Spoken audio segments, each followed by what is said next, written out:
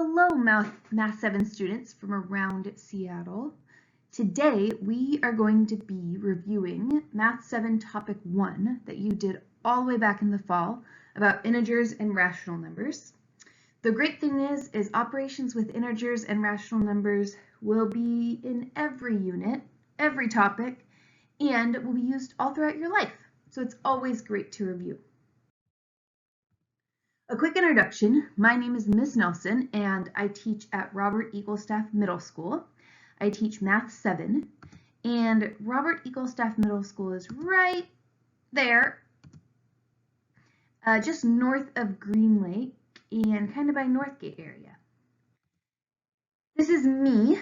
I magically turn into Pi Girl on March 14th. It's a really weird thing that happens. I just wake up and I'm a math superhero for a day. So that's a fun fact about me. So let's jump right in. Oh no, my favorite TV show is on. Sorry to interrupt this lesson, but you might like to watch this TV show with me, and maybe you'll be really good at guessing the vocabulary words that come up. Let's watch it together. Oh, what a fun game. It's called $10,000 Pyramid. So enjoy, and then we'll get back to the lesson.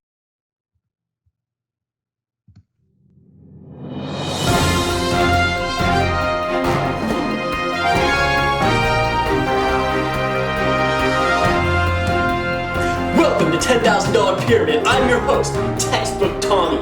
Today, we are going to have contestants guessing math terms from, get this, Math 7 Unit 1. So, contestants are going to take turns, one describing, the other guessing. If you guess all the terms within a certain amount of time, you got it, folks.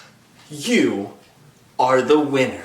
Let's go now to our first contestants, Nathan and Macy. Okay, this is a number that you can write as a decimal. Fraction. No, but it can be positive or negative. Oh, it has to be able to be written as a fraction. Oh, pi wouldn't work. Pi wouldn't work. Rational number. Yes! Woo! Okay, this is, so like, this number minus this number equals blah. What do you call the blah? Subtraction. It's a subtraction problem. The answer to a subtraction problem. Difference. Yeah! Yes. Okay, this one's kind of hard. Ooh. So, okay, so if you think of like the opposite.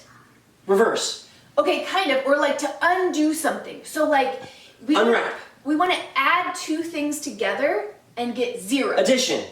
Yeah, we want to add two things together to get zero. So, like 5 plus negative 5 equals 0. What type of numbers are those to each other? Additives? Yeah, and then it's Additives. like something about kind of the opposite. Reverse. Additives, reverse. No. Additives, inverse. Yeah. Additives, inverse. Yeah!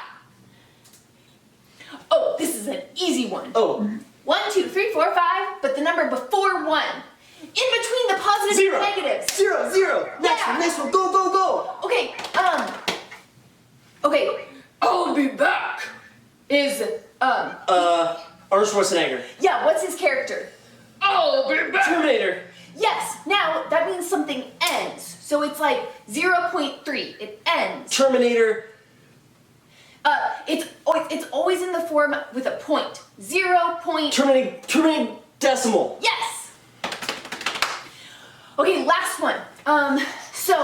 Okay, you know how you got the word difference? It was the answer Yes. to subtraction. Right. This is the answer to a division problem. Oh, what does it sound like? I don't really know.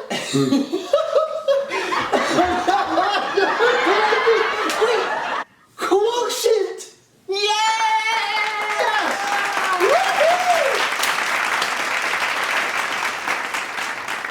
And we're back. Textbook Tommy here, and wow, what a first round! Nathan, Macy, they really nailed it, but now folks, it's time to change it up. We're gonna have the other person describing, other person guessing. We'll see, do they win? Okay, are you ready? Yeah. All right, here we go. First one. Woo! Okay, this one is if you were to the cross sign. Which one? What does that mean? Multiply. Yes. Spit it out. One number by another number, and you get 1.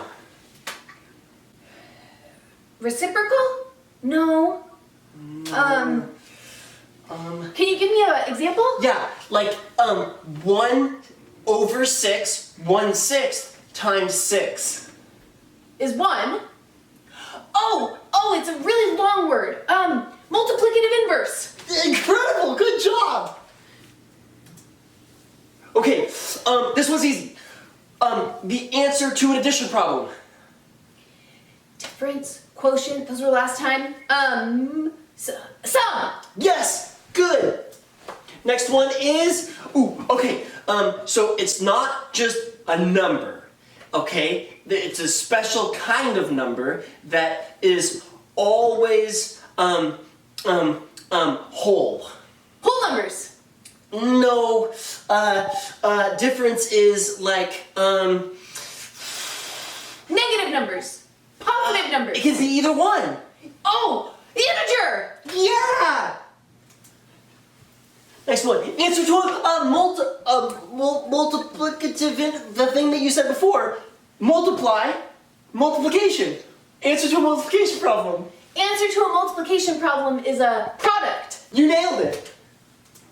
Okay, now, for example, if you have a number like 1.333333333. Stop repeating yourself. Exactly. Repeating decimal. That's it. Good job. Hurry. One more. Okay. This is like if it's really hard and something's really difficult, and so it's really not simple, but Complex. yes. And then those things when you have a little number above a big number. Fraction. Yeah. Complex fraction. You did it. But what's that? I don't know. Do you remember? Complex fraction, yeah. It's a fraction within a fraction, like 1/3 over 5/5. Oh, now I remember. I was just trying to get you guessing.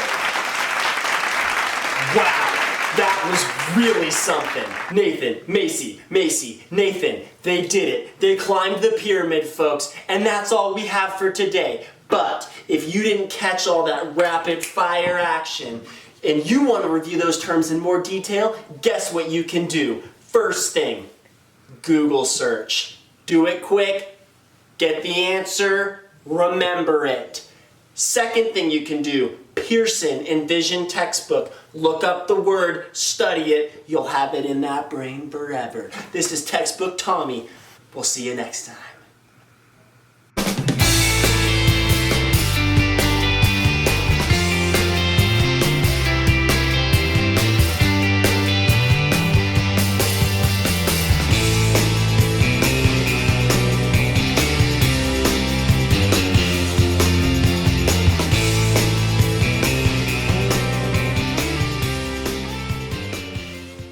Nathan and Macy, they sure are great game contestants.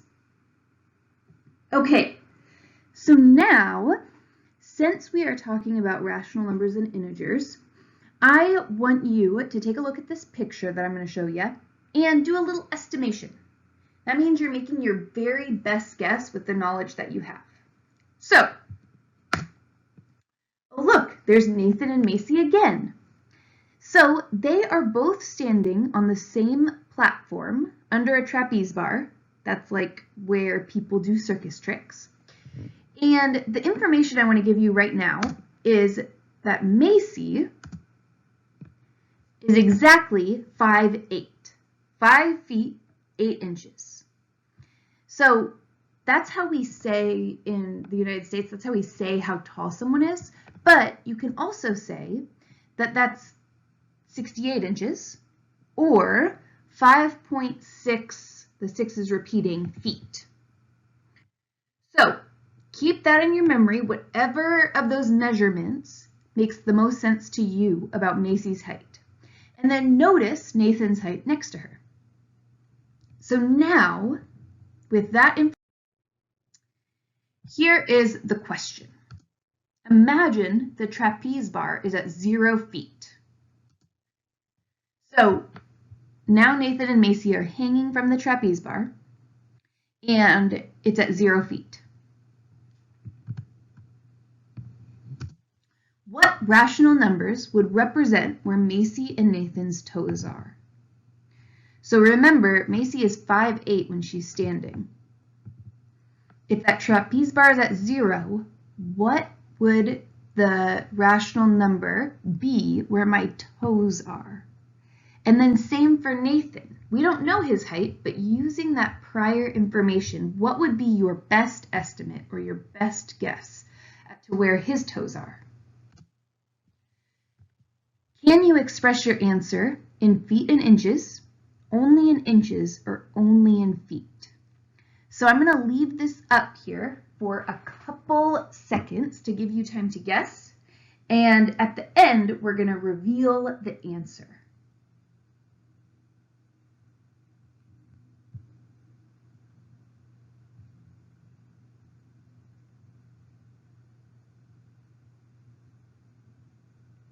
Okay. So we are moving on. We will come back to that answer at the end. Before we start talking about operations with rational numbers, I want to do just a quick review about integers and what they look like in relationship to each other. So here's a picture of some sea animals. The number line on the left shows the vertical position of each animal above or below the sea level in meters. First question, how far above or below sea level is each animal? Measure to their eye level. So take a couple seconds and see if you can figure out what integer would represent where each of those animals are. And then say it out loud wherever you're watching this.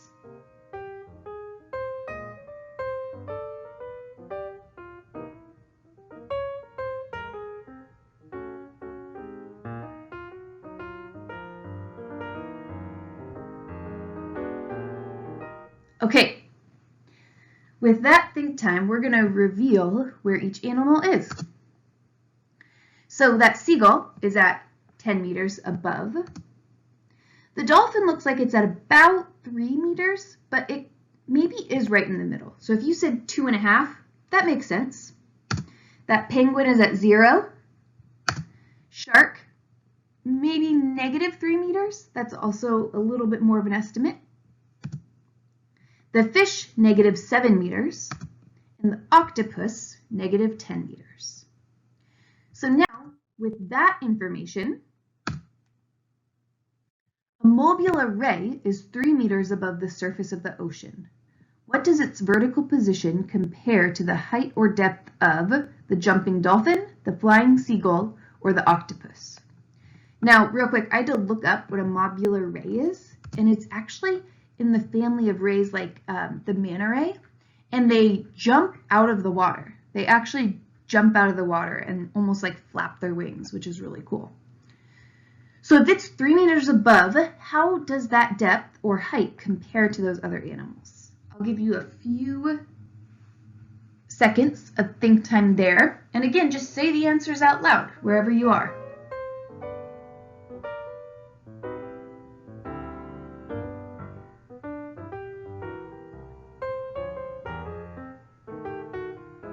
Okay, so compared to the jumping dolphin with my estimate, the difference is 0 meters. They're at the same spot. The flying seagull, it would be 7 meters below. And the octopus, it would be 13 meters above. So with that reminder of our number line and integers, we're going to start looking at some operations with integers. and I should say rational numbers, because remember, rational numbers are any number that can be written as a fraction. Even decimals are still rational as long as we could write them as a fraction. So let's look at some of these operations. And to start, I have a story for you. We are at Pythagoras Ice Cream Shop, and as you can see that sandwich board sign, how clever. Come on in for a sphere or two of ice cream. So, two friends are hanging out.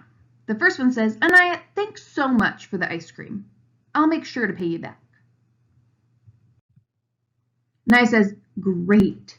You already owe me for 3 ice creams that are $2.33 each, and 4 bags of Takis that are $1.39 each. You've only paid me for 2 of the ice creams. I'm so sorry I haven't been a good friend. Can you help me figure out what I owe you? So let's help these students figure out what Ray owes Anaya. And we are going to do this using operations with rational numbers. Since he's in debt, we're going to represent that with a negative number. So Anaya says you already owe me for 3 ice creams that are $2.33 each. So we're going to multiply 3 by negative 233 because he owes that money. Plus, he owes the amount for 4 bags of Takis that are $1.39 each. So he owes $1.39. And then he has paid her for 2 ice creams. So we are going to add on to this a positive amount that he's paid. And I'm going to have to write it below because I'm out of room. So he has paid her $2.33. And that's positive because that's what he's paid her. So how much debt is he in? Well, if he owes her $2.33 3 times, that means he's in debt $6.99 plus he owes $1.39 4 times, so he's in debt $5.56 plus, now how much has he already paid? 2 times 233 is $4.66 that he has already paid her. So as you can see, we even reviewed what happens when we multiply positives and negatives. Because if he's in debt for 3 ice cream cones, he's still going to be in debt once we multiply that and find the total cost. So now, his total amount in debt is $6.99 plus $5.56. He's in debt $12.55. But he's already paid $4.66. So that's going to move him closer to owing Anaya $0. So if we figure out how much closer on the number line, that takes him to negative $7.89. So he's in debt $7.89, and the rational number that we would use to represent that would be negative 7.89. So with that example, let's review some rules of adding, subtracting, multiplying, and dividing positive and negative numbers. So if we're adding integers, and same for rational numbers that have the same sign, we add the absolute value. That means you're ignoring the signs and adding the numbers and keeping the sign of the numbers. But adding integers with different signs, we subtract them, the absolute value, and keep the sign of the larger absolute value number. So that means we're finding the difference between the two numbers, ignoring what sign is originally, but if the absolute value of the negative number was bigger, meaning it's further from 0, we're still going to be stuck in the negatives, like raised debt. And then there's no reason to memorize subtraction algorithms because we can just use the addition algorithms. Anytime we're subtracting, we can change it to adding a negative. So this would be equal to negative 27 plus negative 16. This would be equal to negative 27 plus positive 16. This would be equal to 27 plus negative 16. We're changing the operation of subtraction to adding the opposite. So now, since we have them all as addition problems, we can just use the addition algorithms. Okay, so this is a silly story that I've told my students before, and it's just to help to remember the rules of multiplication and division. Again, we're not in this video reviewing why those rules work, but just how to remember them. So a very quick story. There's the land of positives and negatives, and in this land, the positives live on one side and the negatives live on the other side. Now, if two positives fall in love, they can live happily ever after on the same side of the river. If two negatives fall in love, they can live happily ever after on the same side of the river. But one time, a positive and a negative fell in love, looking at each other from across the river. And because they were separated by this water, they couldn't be together. And so they lived with their whole relationship only being able to communicate across the river. It was really sad. What this helps us remember, though, is that if we're multiplying or dividing two positive numbers, it's a positive thing. They get to live their life together. If we're multiplying or dividing two negative numbers, it's a positive thing. They get to live their life together. But if we're multiplying or dividing a positive and negative number, it's a negative thing because they don't get to live together. They're on the opposite side of the river in negatives and positives land. So this is a story to just help you remember the rules. But if you want to know why the rules work and you can't remember, go on to many different websites or ask your math teacher, and they would love to explain to you why those rules work. Now, we're going to do some mental math practice to end this lesson. Questions will appear on the screen, and you're going to try and answer before the answer is revealed. So say your answer out loud. If you want to, you can of course use pencil and paper, but you can also practice this without anything. The only thing I don't want you to do is use a calculator. While we're working on this, there's going to be some background music because I'm not going to say anything and I'm just going to reveal the answer after a certain number of seconds. Okay, here we go.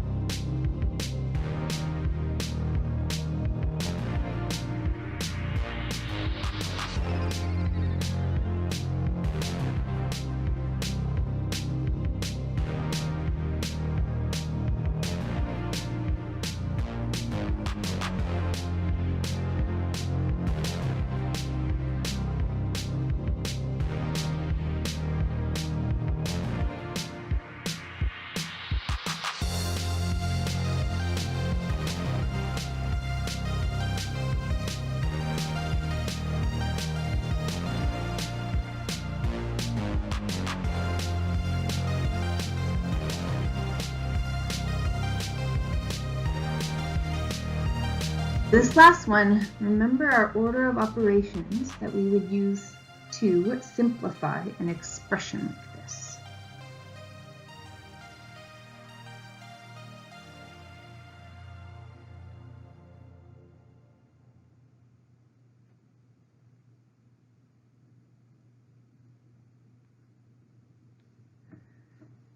Okay.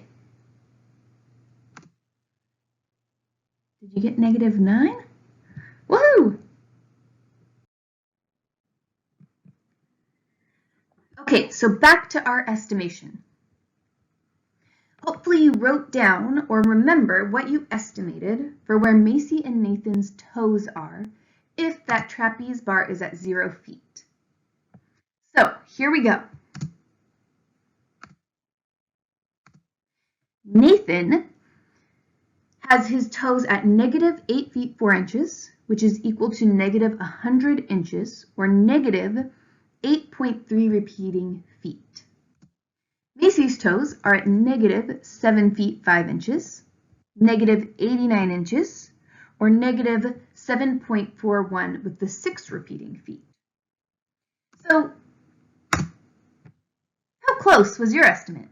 Did you remember that the toes would be in the negative because they are hanging below 0?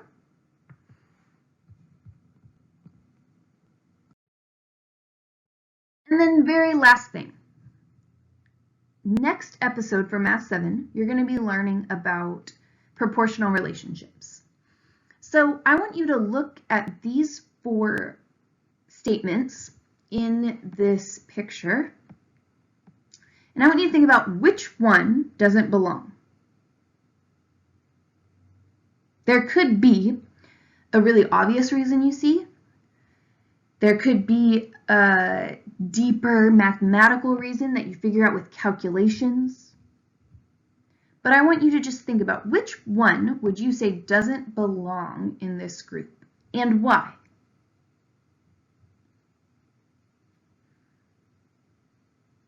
Thanks so much, everyone, for joining me on this. I hope you have a great day.